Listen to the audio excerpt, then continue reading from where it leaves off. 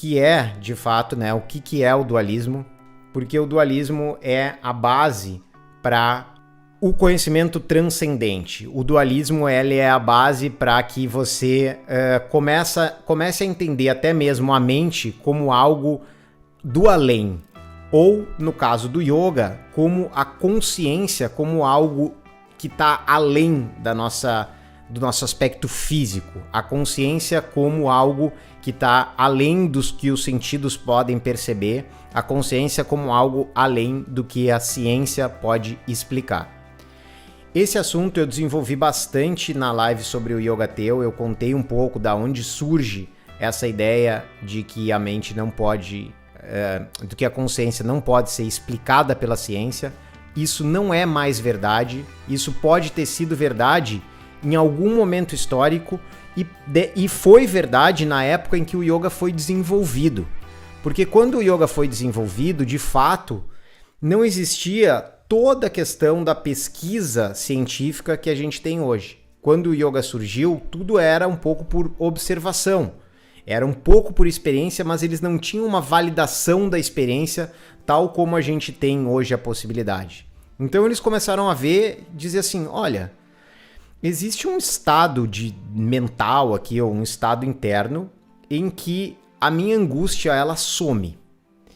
Esse estado interno ele é totalmente diferente do funcionamento normal da minha mente. Esse estado interno é quando eu consigo me afastar, como se eu observasse de fora. Então, isso deve ser algo além de mim.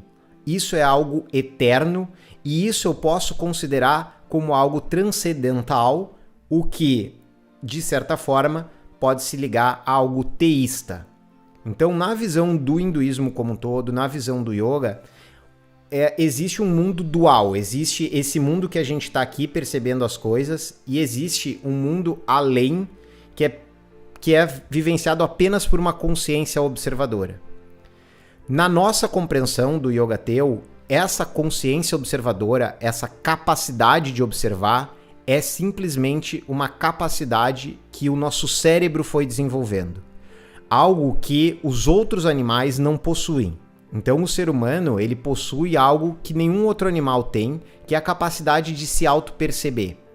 E à medida que o ser humano se auto-percebe, ele consegue desenvolver uma capacidade de aprender a aprender.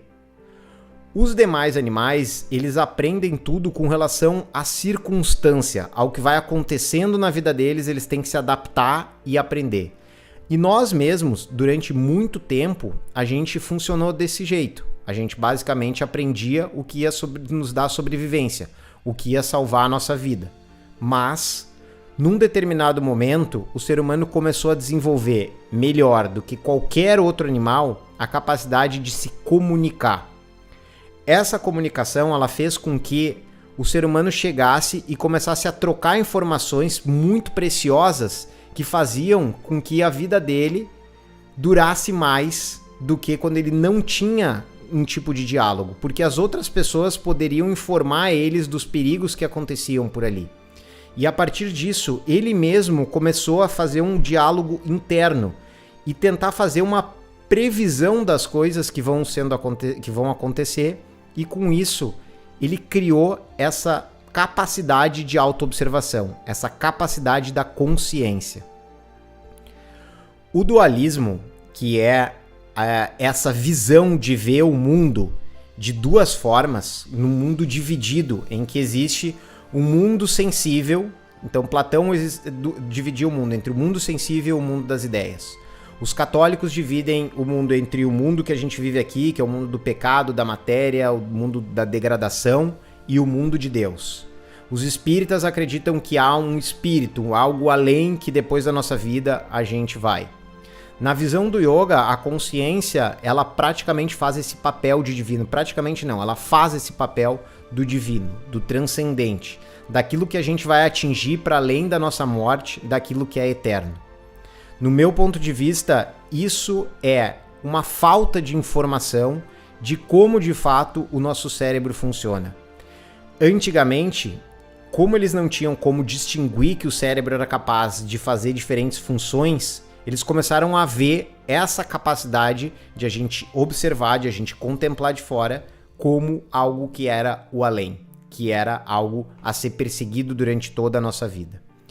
Isso é de fato algo que é bom ser perseguido a consciência observadora, a consciência que vem de fora, porque isso nos dá uma tranquilidade interna, porque quando a gente analisa os fatos, especialmente aqueles que nos causam angústia, a nossa previsão ali, o nosso diálogo interno, ele tende a enaltecer mais os problemas. A gente tende a ter um receio, a ter um medo das coisas, e isso faz com que a gente se preocupe mais do que normalmente as coisas precisariam de preocupação.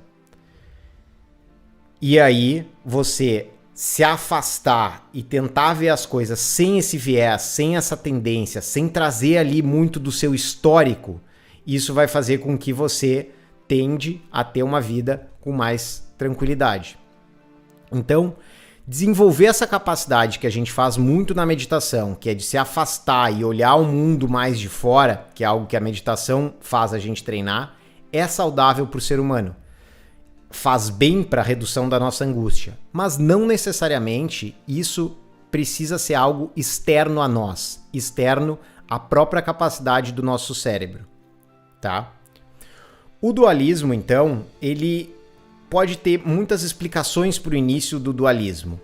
Na live passada, a gente viu a explicação do Nietzsche, que ele acreditava que o dualismo surge a partir do momento em que há uma distorção na memória durante um sonho e quando a pessoa acorda, ela traz o sonho como algo verdadeiro e começa ali a criar um mundo que era além, porque como que ele sonhou uma coisa além? Então, como isso era inexplicável anteriormente, ficou como além essas visões, essa vivência que a pessoa tinha durante o sono, tá? Existe um pesquisador que é o Domenico De Masi, ele escreveu o livro mais famoso dele, que é o livro Ócio Criativo. O Ócio Criativo é a obra mais conhecida dele, né? E ele escreveu um outro livro chamado Criatividade. Esse livro Criatividade, ele começa a trazer momentos em que o ser humano se organizou em grupos e que fez com que o ser humano em grupos criasse coisas maravilhosas, coisas fantásticas. Então ele conta, por exemplo, a questão dos enciclopédicos. Os enciclopédicos foram um grupo que surgiu na Europa no século XIX e o objetivo deles era basicamente catalogar todas as informações que existia até então. Então eles pegaram vários sábios de várias áreas, se isolaram numa grande casa, provavelmente aquelas casas inglesas gigantes assim, que um deles que tinha muito dinheiro, que tinha capacidade de patrocinar isso. Então esses enciclopédicos, depois eles foram chamados de enciclopédicos, eles se juntaram lá e eles tinham uma programação que era a seguinte: de manhã, cada um estudava o seu assunto ali, fazia um estudo do que estava fazendo. À tarde, essa pessoa ia a público, ia com os outros, debatia e expunha suas ideias. E à noite eles faziam festa. Então, na visão do Domenico De Masi, eles tinham um equilíbrio muito bom entre esses três pontos, entre estudar, trabalhar no meio, que era essa parte do debate, e se divertir no final do dia. E segundo o Domênico, esse ambiente, essa coisa tripartida aí, foi o que fez eles descobrirem tantas coisas e fazerem coisas fantásticas.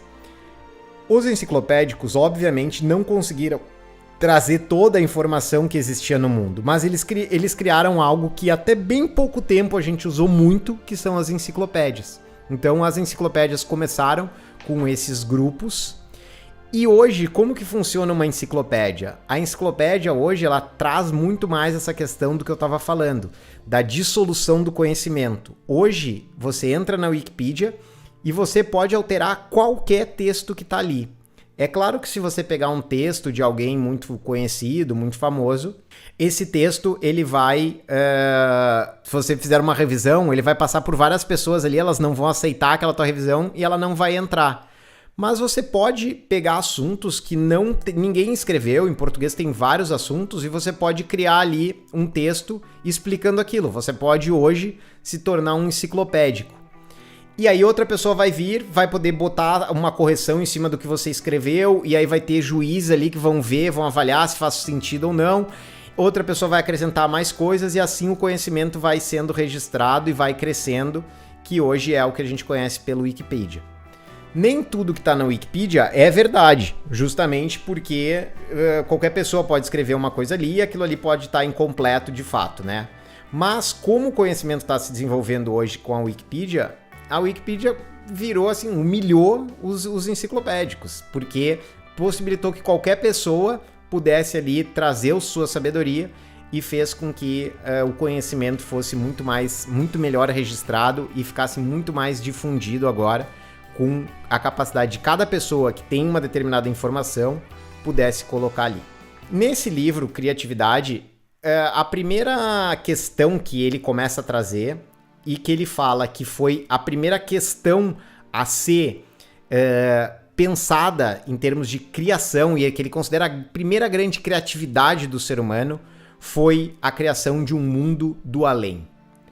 Quando o ser humano começou a se deparar com a morte, ele dificilmente aceitou isso de uma forma simples e ele começou a criar um mundo no além. Então, essa pesquisa do Domenico De Masi, o que ele faz? Ele trouxe, dentro desses grupos, o que ele começou a analisar é que esse mundo do além, que seria esse mundo dual, né, o que está além desse mundo sensível, desse mundo que a gente consegue perceber, ele tem uma relação direta com o que a vida que as pessoas tinham naquele determinado momento. E dependendo do que as pessoas tinham escassez ou tinham abundância, especialmente o que tinha escassez, eles colocavam nesse mundo do além. Porque a gente daí viveria, de certa forma, com mais esperança. A gente teria ali, naquele mundo a vir, a gente teria aquilo que está nos faltando durante essa vida. Então, algo como se a vida compensasse. Esse mundo do além, ele nunca foi comprovado, mas ele foi muito difundido por ser uma das primeiras grandes crenças, uma das primeiras grandes criatividades do ser humano. Ele nunca foi realmente comprovado, mas ele foi passando informação de geração a geração, cada vez as pessoas foram falando mais sobre isso, e junto com isso, ele traz algo que é difícil para nós encarar, que é a possibilidade da vida acabar e nada mais acontecer. E a sua vida acabar e você não ter mais contato com as pessoas que você gosta. Você não ter mais contato com aquela pessoa que você acreditou que ia ter. Isso sempre foi muito difícil para o ser humano e por isso ele criou vários tipos de crença. Isso é uma crença porque não tem de fato como você comprovar, não tem como você dizer, isso aí tá certo, isso tá errado. É de fato uma crença, é algo que vai ser individual de cada um.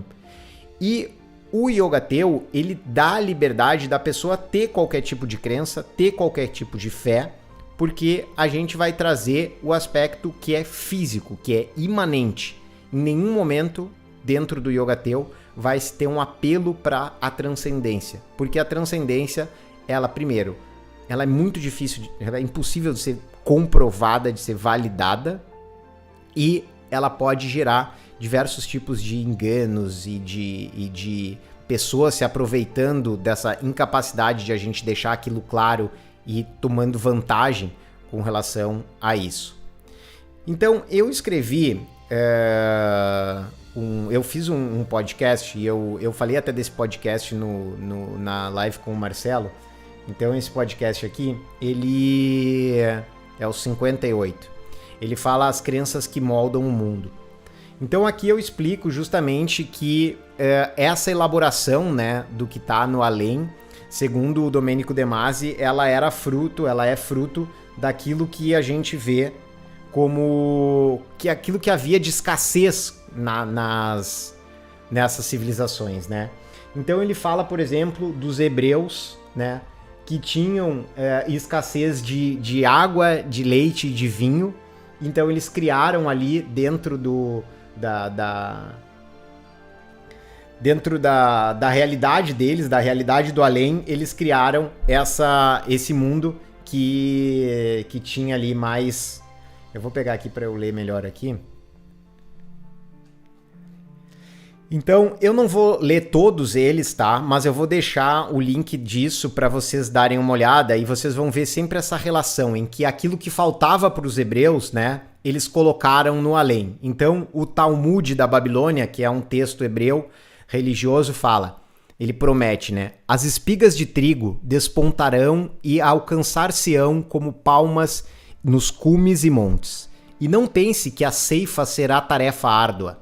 O santo, que ele seja abençoado, fará soprar um vento do seu tesouro, e este soprará sobre as espigas e fará que caiam os grãos. Então os homens andarão pelos campos e colherão um punhado com o qual nutrirão a si e as suas famílias. O grão de trigo será como 2 rins de um grande touro. Então imagina um trigo do tamanho de um grande touro. Neste mundo é preciso colher e espremer com esforço os cachos, nesse mundo real aqui, né, o mundo da matéria. Mas no mundo que está por vir, bastará arrancar um galho da videira, carregá-lo numa carroça ou num barco e colocá-lo num canto da casa, e ele fornecerá vinho à vontade, como se fosse um grande barril. Então eles tinham essa defasagem, essa dificuldade de ter essas coisas, e o mundo do além para eles, o mundo dual prometia isso. Depois, ele fala aqui, né, que o esforço todo que existia, né, que existe nesse mundo físico, ele ia ser extinto, segundo as primeiras epístolas de São Paulo aos Coríntios. Então, serão incorruptíveis, gloriosos, fortes e farão parte do corpo espiritual. A essas virtudes irão se adicionar gradualmente impossibilidade e sutileza, a agilidade e o esplendor. Segundo São Tomás, graças à impassibilidade, não haverá mais velhice, que é um medo que todo mundo tem, sofrimento, doenças, fadiga, sono e fome. Em outros termos, sem trabalhar mais, conseguiremos derrotar aquelas atávicas adversidades que sempre combatemos através do trabalho.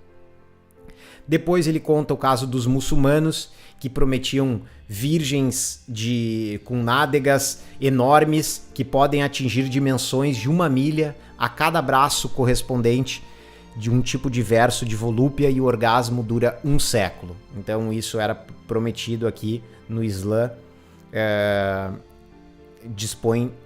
Cada homem dispõe, seja das huri, seja suas eleitas, todas sorridentes e portadoras de um sexo assaz e convidativo. Depois Calvino, que foi um grande defensor do trabalho, porque a sociedade protestante ela dependia do trabalho para ela sobreviver, foi uma religião baseada muito no trabalho, muito na burguesia. Até mesmo ele, o Calvino, que enaltecia sempre o trabalho, ele traz uma apresentação do mundo do além em que você poderia ali, de fato, descansar. Então todos esses itens aqui eu vou deixar, vocês podem olhar ali com mais detalhes, e aí tem um podcast explicando mais como é que essa relação que existe entre o mundo do além e as dificuldades que a gente tem no aqui e no agora, nessa vida material, que é uma vida que a gente vive em termos de escassez. Na nossa vida, tal como a gente conhece, a gente não pode ter tudo, e isso necessariamente cria sofrimento entre nós. Bom, eu vou ler um pouquinho aqui, o Marcelo escreveu aqui, eu acredito que eu acredito que os animais têm consciência sim, só não tem no raciocínio lógico e questionador, sim. Consciência sim, mas não consciência da sua própria existência. Um animal, ele não consegue se perceber tal como o homem se percebe. A percepção deles é uma percepção totalmente voltada para o que eles estão necessitando naquele momento, e eles não conseguem fazer um diálogo tão elaborado como a gente consegue. Então é isso que é assim que a mente dos animais, né, ela funciona de uma forma diferente da nossa. Então, eu tô falando essa questão do dualismo porque, mais uma vez, se a gente pegar a tradição do yoga, existe um mundo dual, existe um mundo além, que é essa consciência plena e observadora. Então, nessa consciência plena e observadora, não existiria nenhum tipo de sofrimento. Só que, para você chegar numa consciência que é somente observadora e que de fato ali você vai conseguir viver a vida inteira sem nenhum tipo de sofrimento, você tem que abrir mão do outro lado também, que é todo tipo de prazer. Porque uma consciência que minimamente oscilar para o prazer, ela vai oscilar para o sofrimento. Quando o budismo se propõe essa questão do caminho do meio, o budismo real, assim como um yoga que seja na tradição mesmo, ele não pode oscilar também para o lado do prazer. Quem quiser um pouco mais de detalhe, veja na live que a gente fez com o Lucas sobre o Hatha Yoga, o quanto os primeiros yogins eles tentavam trabalhar pelo não movimento algum, para não gerar nenhum tipo de prazer, para se afastar do prazer, porque eles começaram a ver que esse prazer era aquele que produz a satisfação. Agora, nós vivemos num mundo que a gente precisa ter satisfação. Eu prefiro ter um pouco de sofrimento, mas também conviver com o prazer, do que negar totalmente o prazer buscando a extinção total do sofrimento. Se você quer realmente oscilar menos, é claro que você não pode se exaltar. É claro que uma vida vivida unicamente por um prazer momentâneo, ele vai ter consequências que podem ser prejudiciais no médio e no longo prazo. Mas, para você extinguir totalmente o sofrimento sem ter nenhum tipo de oscilação, você tem que necessariamente negar o prazer. Então, para extinguir totalmente o sofrimento, que normalmente é uma proposta religiosa, as religiões é que põem isso como uma possibilidade, e nem que essa possibilidade seja no além, no yoga você precisaria ter essa negação, a não ser que você entenda a prática do yoga como algo simplesmente imanente, simplesmente do aqui e do agora e das coisas que a gente consegue mensurar. E aí, como você vive num mundo escasso, você não tem como evitar o sofrimento, porque você sempre vai tender a querer mais coisas e uma hora você não vai conseguir aquilo que você realmente quer e você vai ter algum tipo de sofrimento. Mas você não precisa ter o sofrimento máximo, você tem como entender o funcionamento da sua mente para diminuir a angústia, você tem como treinar a sua capacidade de observação para reduzir a angústia, mas você não vai extinguir. Então, essa extinção total é algo que o Yoga Teu não acredita e que se você ensina alguém a fazer esse tipo de técnica, você não precisa exigir que ele abra totalmente mão dos prazeres, ou caso contrário, você vai estar sendo de alguma forma incoerente, porque daí você vai dizer assim, não, a gente vai só reduzir o sofrimento, você vai simplesmente deixar de sentir coisa ruim. Mas não precisa deixar de fazer as coisas boas você continua fazendo que não dá nada. Isso não é coerente se você pegar as origens tanto do budismo e do hinduísmo, isso não é coerente. Para você extinguir um, você tem que extinguir dois. E, na minha visão, isso não é vantajoso em termos de desenvolvimento pessoal, em termos de vivência, de fato, de cada pessoa. Isso não é algo que a gente deva buscar, porque você vai acabar caindo em questões como essa que eu expliquei, né? Que você vai ter que abrir de mão de tudo, ou senão você, tradicionalmente, não vai ter nada.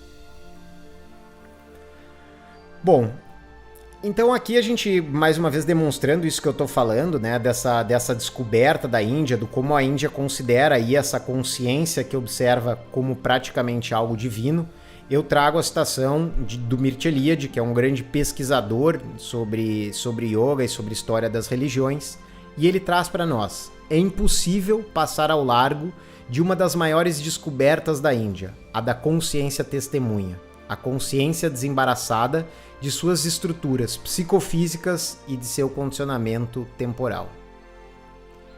Aqui existe um ponto também que é, se a consciência é totalmente desembaraçada das estruturas psicofísicas e totalmente desembaraçada do condicionamento temporal, ela não vai poder ter nem mesmo memória, porque a memória é alguma relação com o tempo. Para a memória ser registrada, ela tem que ter alguma relação com o tempo. Se a consciência é simplesmente observadora e não tem nenhuma relação com a memória, de fato, não tem nenhuma relação com você. Mesmo que você venha reencarnar, você não tem nada de memória, você tem só a consciência que observa, não, a sua vida continuou realmente só durante aquela vida. Ela não teve um outro momento que ela simplesmente surgiu. Então, esse é um outro ponto que fica um pouco incoerente a questão do reencarnacionismo com uma consciência que só observa, porque o reencarnacionismo não poderia trazer nada lá de trás. E, de fato, se essa é a proposta, não tem nenhum vínculo, essa consciência que reencarnou, não tem nenhum vínculo com o que a gente está vivendo agora. Então, isso torna aí o ensino um pouco incoerente. No entanto, se você encarar que a consciência é algo do seu cérebro, que a consciência só observa algo que está relacionado com a sua vida pessoal, com aquilo que está acontecendo com você e que tem uma relação direta, você pode trabalhar com essa consciência desembaraçada, mas ela não vai ser descondicionada temporalmente para sempre. Ela simplesmente vai não se envolver tanto com os pensamentos a ponto de produzir dor, a ponto de produzir angústia. Você pode se afastar, porque é uma capacidade da sua mente de fazer isso, mas não é a capacidade natural, porque nós somos, em princípio, mais animais do que seres racionais. A racionalidade foi algo que o ser humano descobriu por acaso, assim, melhorou muito a vida dele, mas instintivamente a gente age como os animais. E os animais tendem a responder a coisa imediato. Aconteceu, ele responde. Você parar, perceber, assimilar e depois reagir é algo que só um ser humano consegue. Um ser humano consciente que ele dá respostas ali imediatas, mas que ele consegue alterar isso se ele tiver uma consciência disso. Então, pode-se sim aprender com a consciência desembaraçada, ela pode reduzir a angústia, ela é muito útil esse tipo de aprendizado, mas ele não precisa ser relacionado a uma consciência do além. Ele pode ser relacionado a uma capacidade do seu cérebro que os yogins chamavam de consciência.